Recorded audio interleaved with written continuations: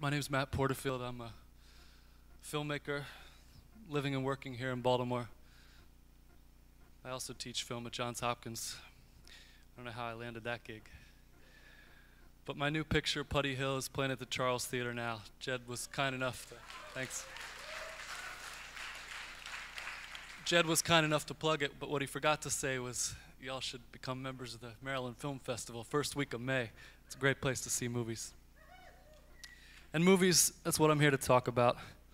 Cue.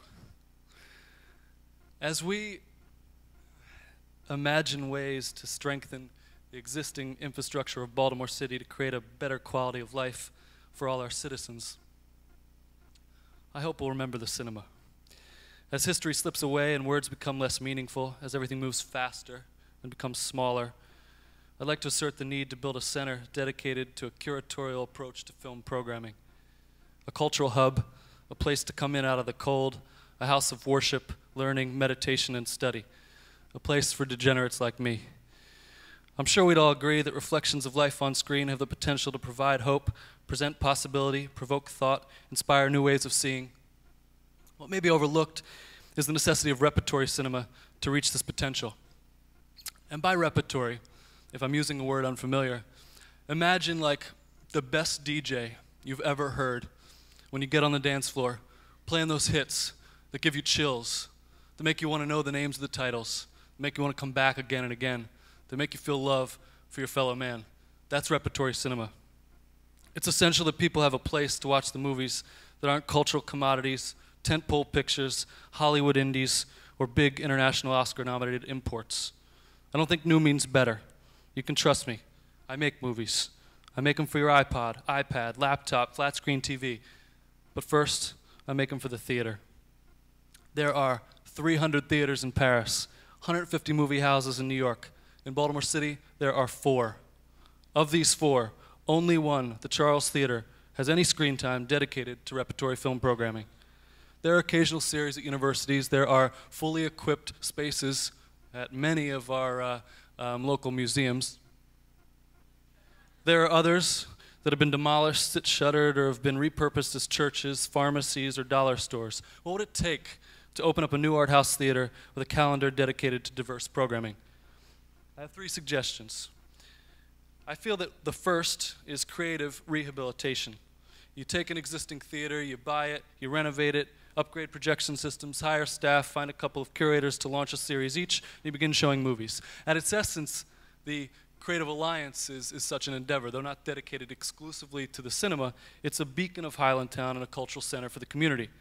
It looks as if something similar might happen to the Parkway on Station North. But on a more intimate scale, smaller. Imagine reopening the Showtime, the former Homewood on 25th and Charles.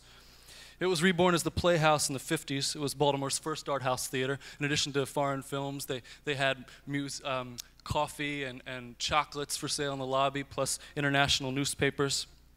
A place like that could do great things for the surrounding community. It has proximity to Micah, Miller's Court, Johns Hopkins, and the Station North Arts District. It could draw a diverse, intergenerational energy to what is kind of a lumpen stretch of 25th. Some of you might remember George Figg's, the legendary George Figg's, Orpheum Cinema on Thames in Fells Point. It was open from 91 to 99. Hear, hear. It was an eccentric art house theater. It used 16 rear projection. It specialized in film noir, foreign classics, underground cinema, the occasional local production, like this. That's John Waters' first short film, Eat Your Makeup, in case you're curious. I feel like it's an example of the second way to proceed, which is reappropriation, taking a space not designed as a theater and outfitting it to screen movies. The third is building a theater from scratch. This would require city, state, and university support. Micah's Falvey Hall is sort of an example of this. It's a great place to watch movies when they program them. What if Johns Hopkins entered the arena and opened a new theater, connecting Homewood campus to the city, establishing another center for learning open to the public, a safe haven for university students and their city neighbors? There's an empty lot across from Barnes & Noble. Anybody notice? I'll end with a quote from a movie I like, 2 or 3 Things I Know About Her by Jean-Luc Godard, for whom the cinema and the world are certainly one and the same. I like to think of these words as praise for the Repertory Movie House. Perhaps it is a link, enabling us to pass from one subject to another, therefore to live together.